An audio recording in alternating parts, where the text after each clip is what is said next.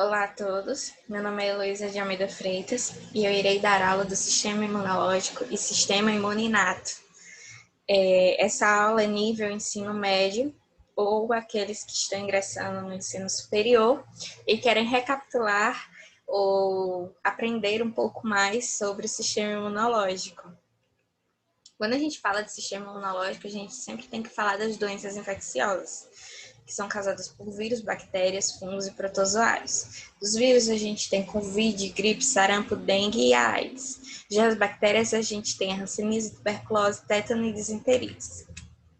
Nos fungos a gente tem a meningite, fúngica, micose. Já os protozoários a gente tem a toxoplasmose, a malária, doença de Chagas, giardíase e leishmaniose.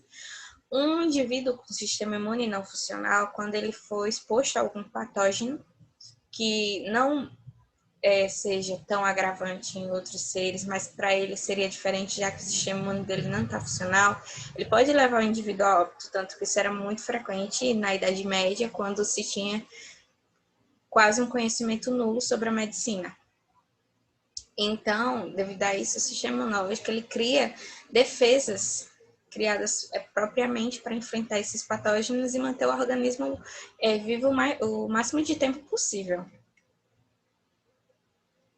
Para essa transmissão acontecer, ele pode acontecer de diversas maneiras. Tosse, através da vida sexual, sem proteção, transfusão de sangue, água contaminada e espirro. A transfusão de sangue, ela não é tão, como eu posso dizer assim, frequente. Na verdade, raríssima, já que nos centros de doação rotineira de sangue, há triagem para detectar se há alguma infecção ou não do sangue que está sendo doado. Além de um questionário com diversos parâmetros que devem ser avaliados.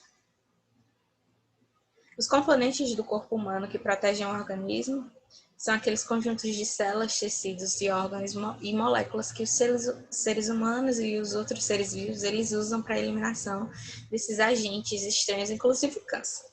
Então, qual a finalidade de manter a homeostase do organismo? Aí, os componentes que a gente tem no nosso corpo é a amígdala, linfonodo, timo, baço, placa de Henle, intestino delgado, apêndice, medula óssea e os vasos linfáticos. Já para a produção de células vermelhas, elas são produzidas na medula óssea vermelha, que é esse tecido ósseo compacto, tecido esponjoso, que irá produzir as células do sistema imune, que irão defender e manter o sistema, o corpo, o organismo funcionando.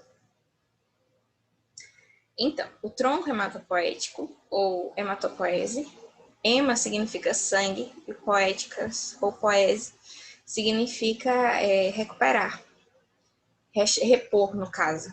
Então, basicamente, as células que são produzidas são células que se multiplicam e se transformam em qualquer tipo de célula do sangue. E a gente tem, as principais delas são as plaquetas, os leucócitos e os eritrócitos. As plaquetas, elas são responsáveis na atuação da coagulação do sangue, e elas surgem nas células tronco e são progenitoras da medula. A plaqueta, ela atua quando há um ferimento no organismo, ela vai lá e vai fechar esse ferimento e vai criar a casquinha, a famosa casquinha, que todo ser humano gosta de arrancar quando é criança.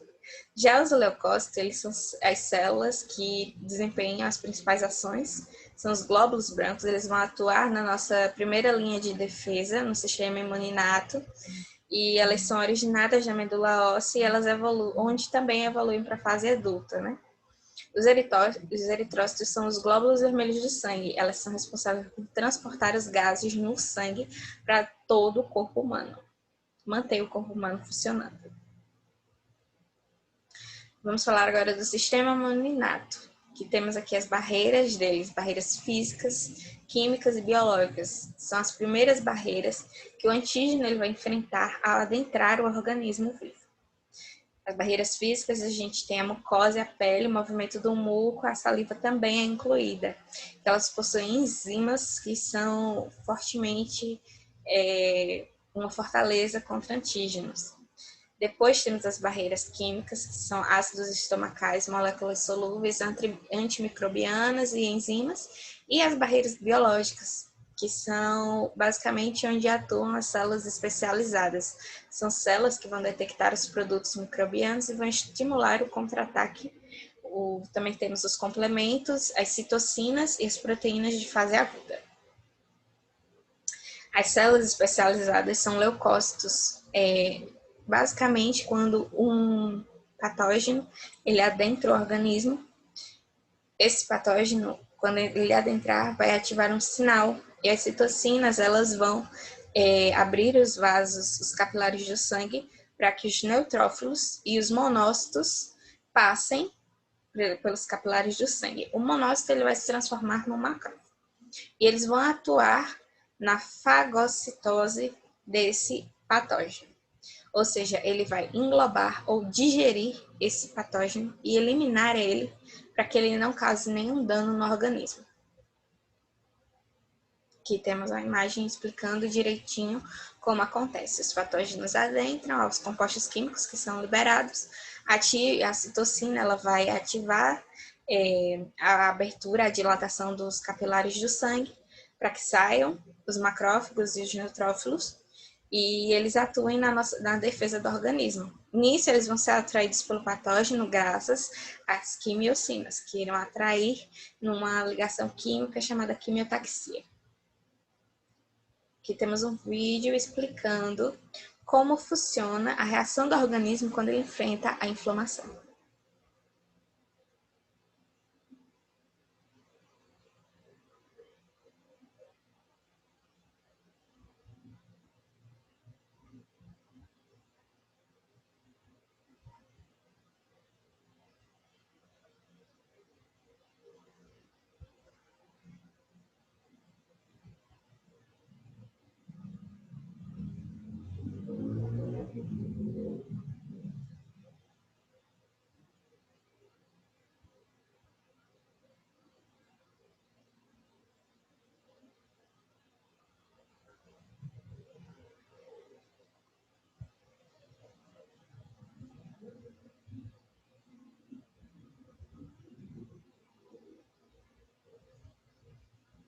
Então, enquanto está acontecendo isso, o organismo, o externo, o ser vivo, ele está demonstrando os sintomas, que é o suor, a vermelhidão, vômito. E então, quando acontece a quebra da parede desses patógenos, a temperatura do corpo do ser humano ela vai aumentar, vai ocorrer a febre. Tudo isso na ideia, na intenção de cessar ou diminuir a proliferação desses patógenos no corpo e assim manter o organismo vivo. Já as células natural killer, elas são responsáveis por proteger o organismo de uma maneira mais efetiva na primeira linha de frente da batalha. Ela vai, junto com enzimas, encontrar vírus e células de potencial cancerígeno e vai atacar. Nisso, ela também utiliza de proteínas e granenzimas.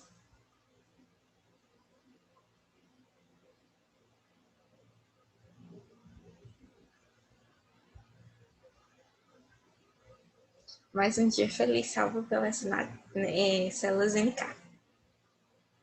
Então, aqui a gente tem explicando um pouco mais sobre as citocinas e as quimiocinas, que são proteínas que se ligam a outras células que possuem receptores específicos para essas proteínas, né? E sendo então a forma de comunicação entre as células do sistema imune. Basicamente, a citocina ela vai servir para fazer uma ponte entre os monócitos e os neutrófilos, para que eles saiam dos capilares do sangue até o patógeno e enfrente ele e assim elimine esse corpo estranho que invadiu o organismo e não deveria estar ali. O que acontece os monócitos quando eles saem dos vasos capilares, no tecido ele vai se tornar um macrófago e vai enfrentar o patógeno junto com o neutrófilo. Obrigada pela atenção e até a próxima.